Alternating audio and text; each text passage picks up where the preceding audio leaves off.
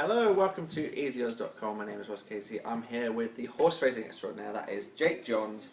He sips his coffee and he's ready to talk about day 4, the final day, Cheltenham Gold Cup Day, which we have given away tickets for.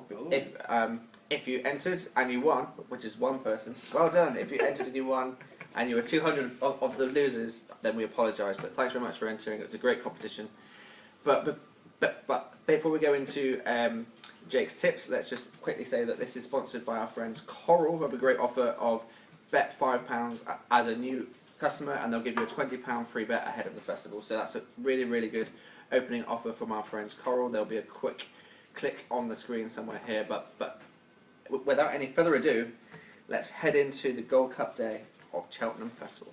Okay, it all kicks off with the Triumph Hurdle for juveniles. This is a pretty deep division this year. A little bit.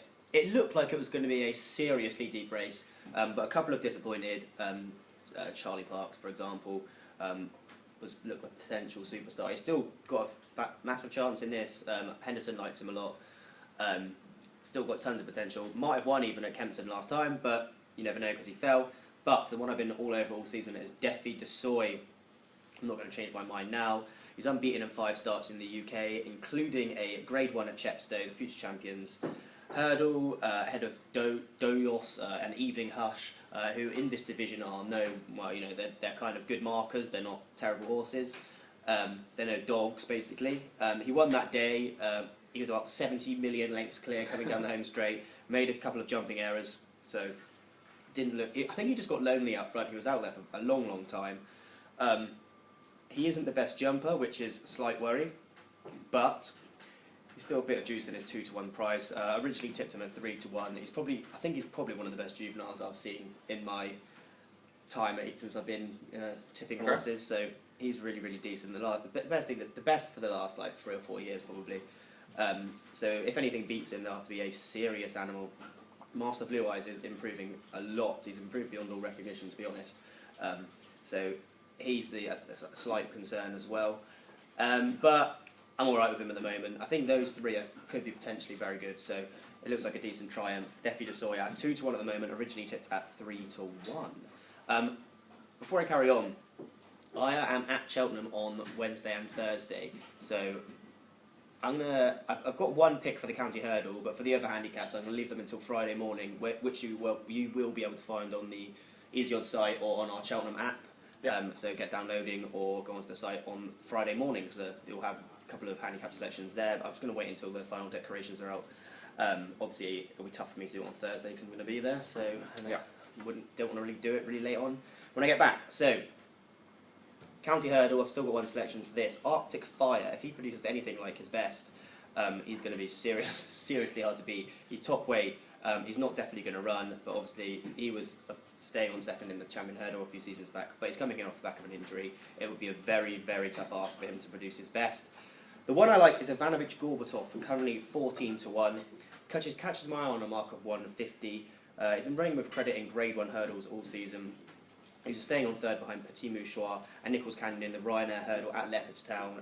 He was really, really, really bad last time, but what it means is he gets here on the same mark as what he's been given in Ireland, which is pretty lenient from Phil Smith. Well, not lenient, but rare, very rare, and lenient in terms of what he usually does. He has vitally important festival form. He won the Triumph Hurdle last season. He loves good ground. The faster the better. It's likely to be pretty fast by Friday. There's no rain forecast, which will be perfect. He won quite comfortably actually in the Triumph last season. Obviously Appleshade improved massively after that, but I think he's a good price at 14-to-1 each way. And I'll have another selection for that race on Friday morning, but at the moment it's just Ivanovic Gorbatov each way at 14-to-1. Next up, another Grade 1, the Albert Bartlett, the potato race as they call it. Potato race. It's a horrifically tough race usually, can ruin horses. So, like I've been saying all season long, it surprises me that this has been the aim for Def Duty. I personally think he might have been a little bit better taking his chance in the Neptune and then going on next season. And I'm also with the minority that believe it would have been very, very close between Augusta Kate and Def Duty last time. She was upsides at the last under Ruby Walsh. And we know that she stays 3 miles, so the 20 furlongs would have been okay. Def Duty powered away very impressively after that. And I know Gordon Elliott absolutely loves him.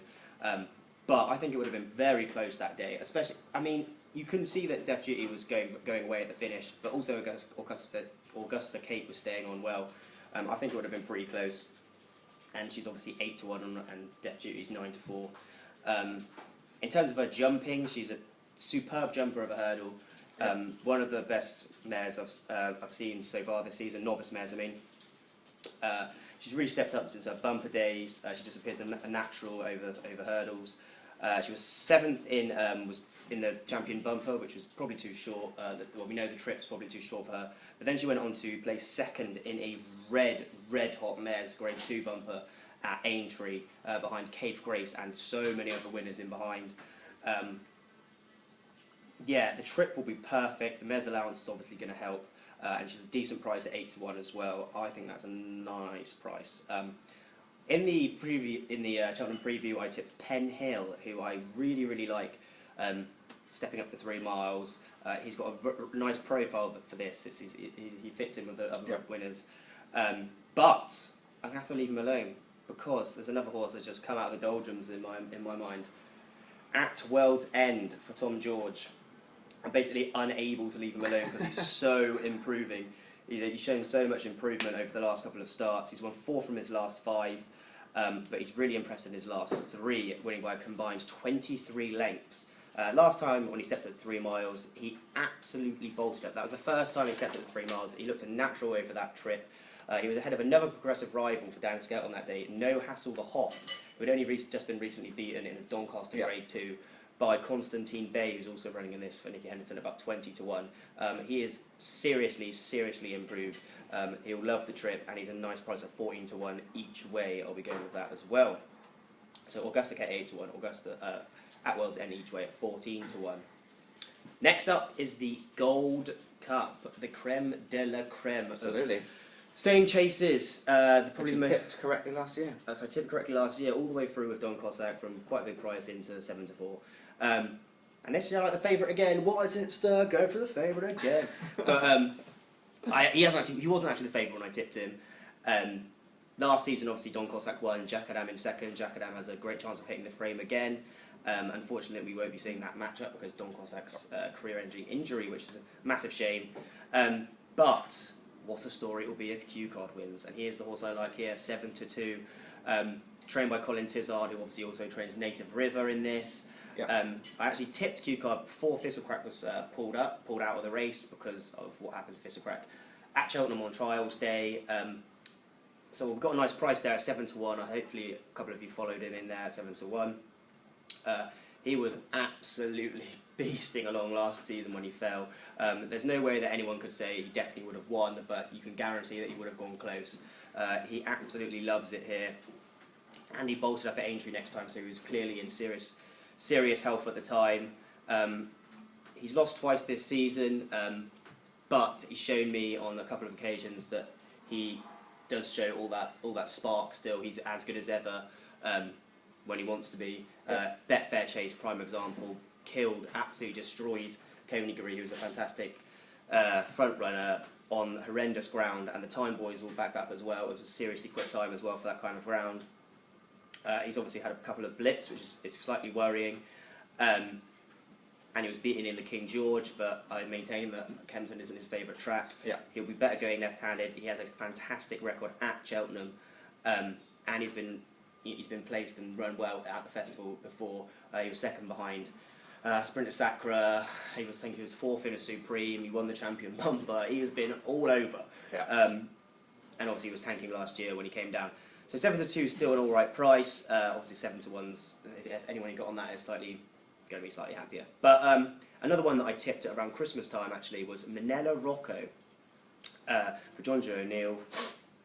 Won a red-hot 4 miler last season ahead of Native River, who is much shorter than him. On season Aubrey appearance, he ran well at Cheltenham when John Joe O'Neill's yard weren't firing at all. He then went on to... he fell behind Many Clouds next time. Obviously, Many Clouds franked the form by beating Thistlecrack, the late great Many Clouds. And Manila Rocco was staying on that day. He is a dour stayer, serious Grand National contender. If his jumping is the big worry, as he displayed last time and falling in the Irish Gold Cup.